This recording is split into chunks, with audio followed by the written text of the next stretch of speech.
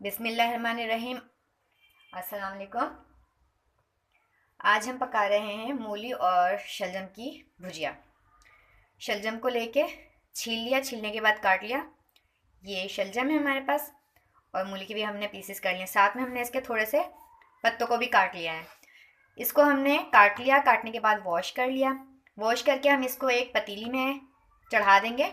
इसको उबालेंगे, इतना उबालेंगे कि ये बिल्कुल गल जाए। गल जाएगी तो इसके बाद हम इसको निचोड़ लेंगे। तो सबसे पहले हम क्या करते हैं कि एक बर्तन के अंदर पानी लेते हैं और उसके अंदर इस भुजिया को डालकर उबालते हैं। पानी के अंदर भुजिया को डाल दिया है हमने, ये मूली और शलजम को डाल दिया है। अब इसके अंदर उबाल आएगा तो हम फ्लेम को जो है थोड़ा मीडियम कर देंगे और इसके गलने का इंतज़ार करेंगे जब तक शलजम और मूली अच्छी तरह गल जाए। इसको पकाना है। इसके अंदर उबाल आ गया है, हमने फ्लेम को थोड़ा स्लो कर दिया है। अब इसको हम जब तक पकाएंगे जब तक ये गल जाए।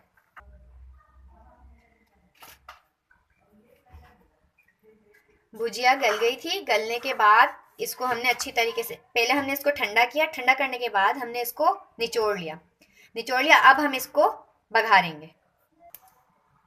अब हमने हाफ कप ऑयल को गर्म कर लिया है। इसके अंदर हम बघार लगाएंगे लहसुन का। ये लहसुन के जवे हैं, चंद जवे, इसको छीलने के बाद काट लिया है। जैसे ही ऑयल गर्म होता है तो इसके अंदर लहसुन डाल देंगे। ऑयल गर्म हो गया, अब इसके अंदर ऐड किया लहसुन। ये लहसुन लाल हो गया तो अब इसके अंदर भुजिया को ऐड कर देंगे।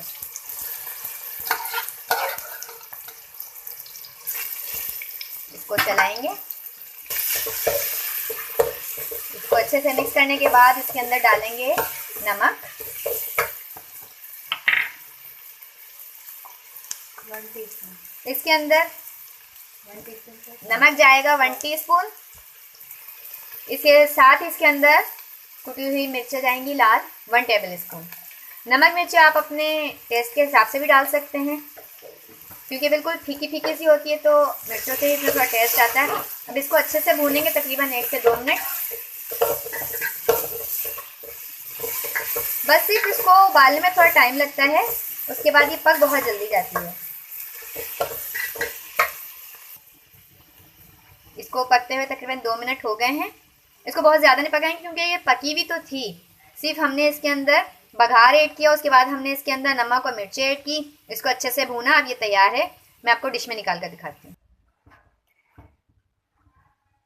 जी, भुजिया बन गई है, तैयार है। मेरे घर में मेरी दादी, अम्मी और अब्बू को बहुत पसंद है, तो मैंने सोचा ये रेसिपी मैं आपके साथ शेयर करती हूँ। आप इसको ज़रूर ट्राई कीजिएगा।